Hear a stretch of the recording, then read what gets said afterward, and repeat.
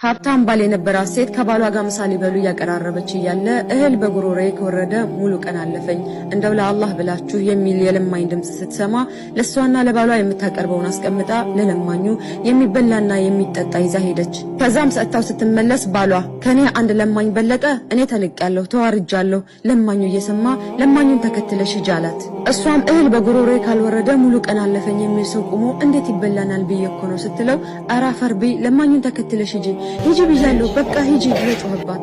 ለማኙም ይህንን ሰምቶ ያአላህ የኔ ችግር ከኔ አልፎ የሰው ትዳር ማፍረስ ደረጃ ከደረሰ እንግዳውስ መኖር በቃኝ፣ ግደለኝ ያአላህ ግደለኝ እያለ አካባቢውን ለቆ ይሄዳል። ሴትየዋ ምሽ ካጠፋሁ ይቅርታ ይደረግልኝ ብትለውም እኔ ተንቄያለሁ፣ ተዋርጃለሁ፣ ለማኙን ተከትለሽ ሂጂ ብያለሁ ሂጂ አላት። ቢባል ቢሰራ እምቢ ስላለ ከነሙሉ ሀብቱ ንብረቱ ጥላለት ወጣች።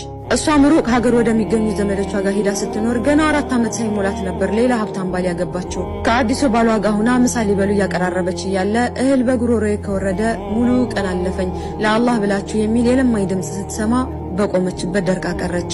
ከአሁን በፊት ይህ ነገር ትዳሬን አፍርሷል፣ አሁንም ተከትሎኝ መጣ። ያ አላህ ቢሆንም ያኔ የሰራሁለት ጌታ አሁንም አለ፣ ባለቤቴ እስካልከለከለኝ ድረስ እኔ ሰራዋለሁ አለች። ለሷና ለባሏ የምታቀርበውን አስቀምጣ ለለማኙ የሚበላና የሚጠጣ ይዛ በባሏ ፊት ለፊት አለፈች።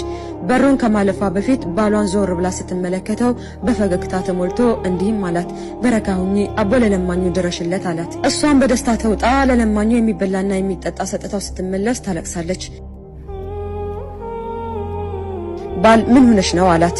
አሁን እዚህ የመጣው ለማኝ የሀብታም የነበረው ባሌ ነው። ስጋው አልቆ አጥንቱ ቀርቶ ገላውን እንኳን በቁጡ የማይሸፍን ብትቶ ለብሶ አምጥቶ እፊት ለፊት ያቆመው አላስችል ብለኝ ነው የማለቅሰው አለች። ባሏም እንዲህ አላት፣ የዛን ቀን ለማኝ እኮ እኔ ነበርኩኝ አላት። በዚህ ጊዜ ሚስት ደንግጣ አረ ጌታዬ ምንድነው የምታሳየኝ ምንድነው የምታሰማኝ አለች።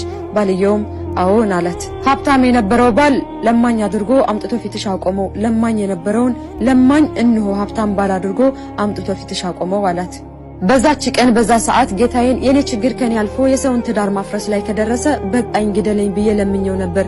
ሞቴን በተስፋና በደስታ ስጠባበቅ ያልጠበቅኩት ሀብት እጄ ገባ። ህይወቴ ተለውጦ የመኖር ፍላጎቴ ቢያድርብኝም ጌታዬን ያችን በኔ ምክንያት የተገፋች ሴት አግኝቼ ከሀብቴ ሳልሰጣት እንዳልቀር እያልኩኝ አላህን በልቤ ለምነው ነበር። ከኔ በላይ ለኔ የሚያዝንልኝ ጌታዬ ከፈለክ ሀብትህን ብቻ ሳይሆን ሁለመናህን ስጣት ብሎ አንቺን ለኔ ሚስት አድርጎ አመጣሽ።